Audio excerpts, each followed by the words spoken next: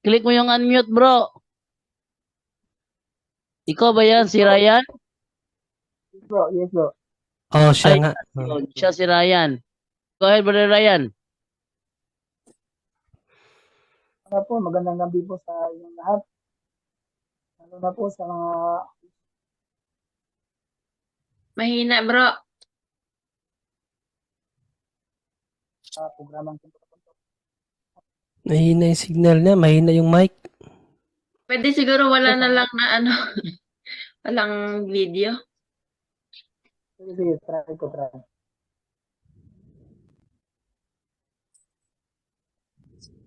Narinig niyo po? Sige bro, try mo magsalita bro, tapos ilapit mo ng kaunti yung mic mo bro, kasi medyo mahina. Ito, narinig na po. Yes, klaro bro. Una po, magandang gabi po sa inyong lahat. Lalo na po sa mga host dito sa programang Punto por Punto. At una po ay hindi din po ako ng pasensya dahil sa noon ay pinakontra ko kasi yung aral ng katuloy ko eh. Dati na po akong pumapasok sa dito at discussion ko na rin si Brother Jando. Naalala niyo po, Brother Jando? Sige, bro, go ahead. Naalala niyo po nung nakipag-discussion po ako sa inyo. Ako po yung isang kapiskante noon, yung 64 watts. Ano? Yung? Ako po yung dating nakipag-discussion kay Brother Jando.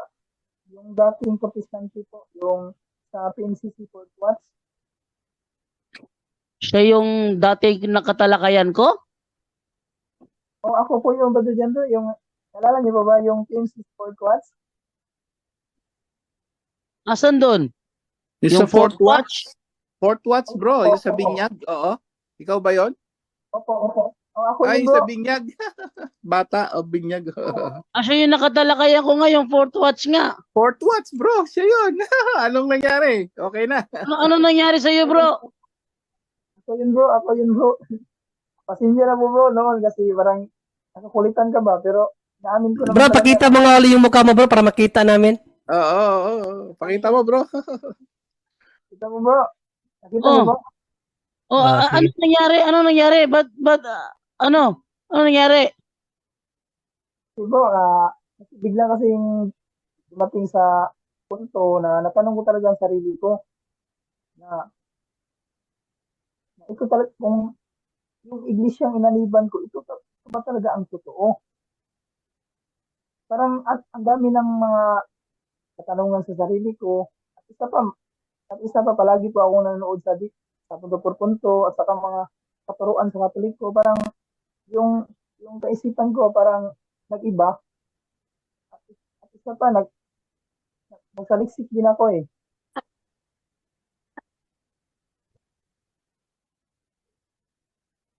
Nawala. Pakinggan ko. Narinig po? Para marinig ko. Go ahead, bro. Dumating talaga bro eh, sa punto na sasabi ko sa sarili ko ba na itong iglesia na inaniban ko, ito ba talaga ang totoo? Sa amin kasi, parang nakabatay lang kami sa Bible eh.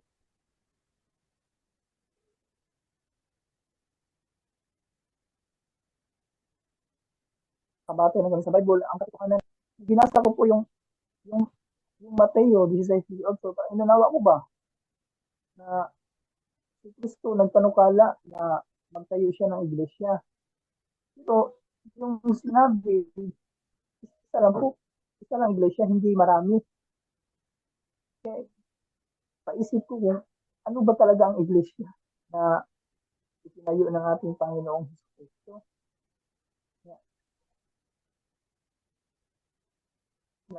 Nagkalisip din ako sa mga history. Yun, nalaman ko yung Roman Catholic Church. Kasi wala naman talagang ibang reliyon na nag-exist during first century. Hindi ang Roman Catholic Church na talaga. Kaya naisip ko na malis ako sa Fort Watts. Ay, ayun, pero bago po ako na umalis sa Fort Watts, pero may pinagdaanan din ako doon eh. Pinagdaanan din ako kasi aminin ko sa iyo bro. Narinig mo bro? Narinig? Oh, naririnig kita. Talagang pinapakinggan talaga kita. Naglalagay lang ako ng headset para marinig kita. Ano ba nangyari? Yun. Okay.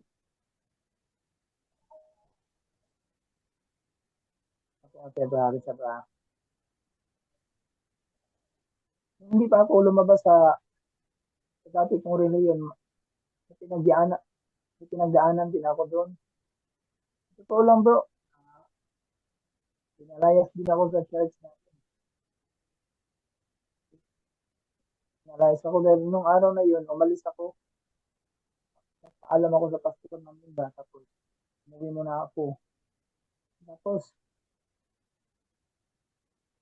Tapos, yung kasamahan ko, nag-chat sa akin na hindi na daw ako pwede makabalik sa church. Tanong ko yung sarili ko, ano kung kasalanan ko? Bakit hindi na ako makabalik? So, nalaman ko na ako palang pinagbintangan na nagkuha ng pera. So, bakit ako ang nagkuha ng pera? Nung umalis na ako, wala nga akong pera, tapos ako ang nagkuha ng pera. Ayun, tapos doon, hindi ako umalis. Patuloy pa rin akong simba. Kahit yung tingin sa mga tao sa akin, para marumi na, okay lang. Basta ako, simba na simba lang. Pero, dumating ang araw na nag-share din ako ng salita ng Diyos sa pamagitan ng social media. So, mayroong mga kapatiran na tumututol sa akin na bakit ako nangangaral ng salita ng Diyos. Wala naman akong authority. At isa pa, hindi pa daw ako pinapatawad sa pastor namin na nanguna. Isa yun sa doktrina namin. Kung mayroong kakasalanan, dapat mahingi ka ng patawaran para patawad ka. Pwede ka na mangaral ng salita ng Diyos. Kaya yun, tututol siya. Kaya, doon, simula doon, hindi naman ako nagtanim ng galit sa kanila. Bigla lang talagang dumating sa punto na yung sarili ko, tinanong ko kung itong iglesia na naniban ko, ito ba talaga ang totoo?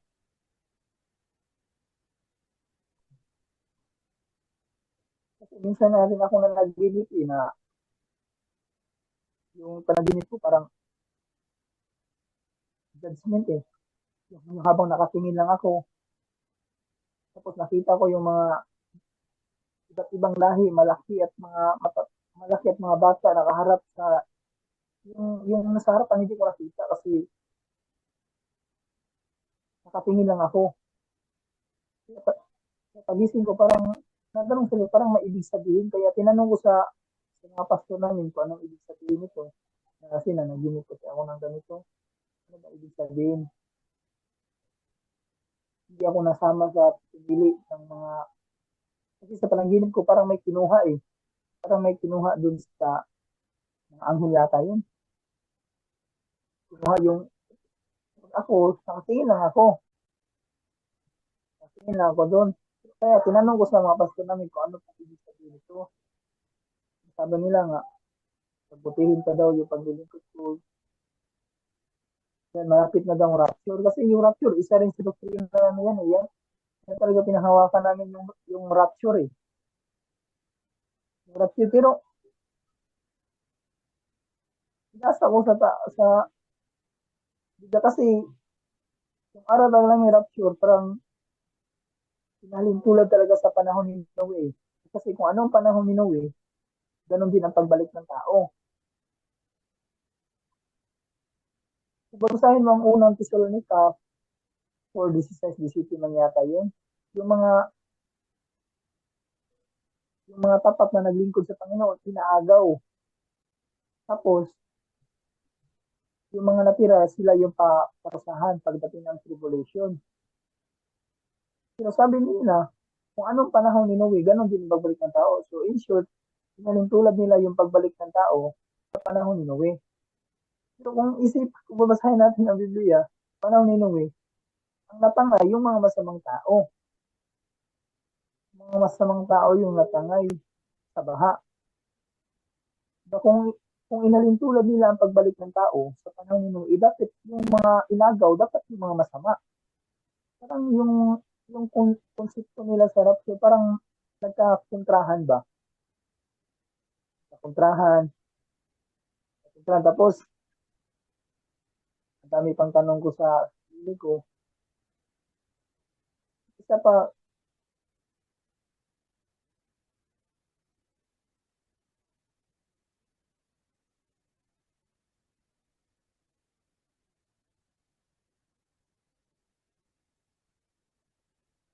Hello? ang tutusin po, ang tutusin lang, yung founder namin, parang hindi si Kristo, parang tao lang ba? Kasi siya ang nagtatag eh. Siya ang nagtatag. Tapos, balikan mo ang kasaysayan, halos lahat ng mga standard referees pumapabor sa Roman Catholic. Kaya Aaron,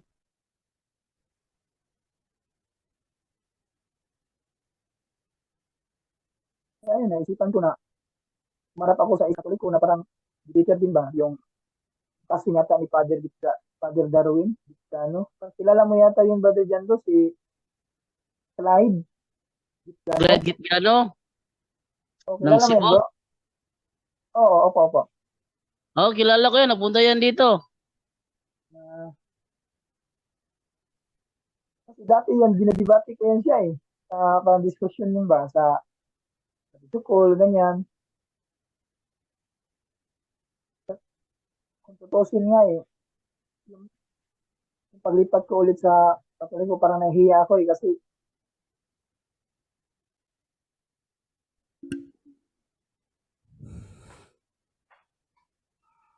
inuusin ko yung mga aral ng Katoliko.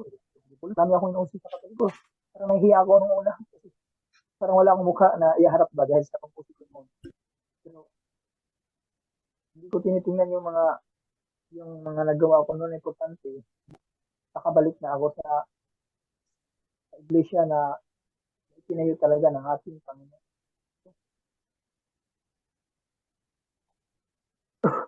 Kaya ayun, nagpakita ako kay Brother Clyde. Ayun, nagpaturo ako sa kanya. Parang binabible sabihan ako.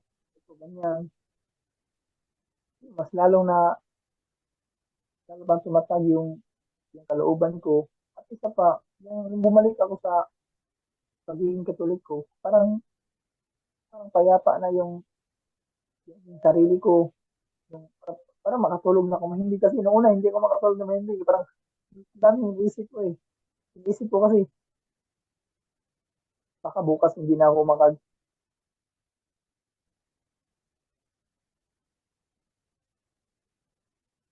bukas hindi na ako magising. Iglesia ko, hindi pa ako, iglesia naliban ko, hindi pa ako sigurado na ito ba talaga ang totoo. Parang hindi ako payapa ba habang natutulog. Pero nung bumalik ako sa pagiging Katoliko, ayun, yung sarili ko parang payapa na, parang yung pagtulog ko, parang okay na, parang mahimbing na ba, parang sure, yung komportable ka na ba? Yung parang alam mo na ito ay nasa tunay ka na ng iglesia, pero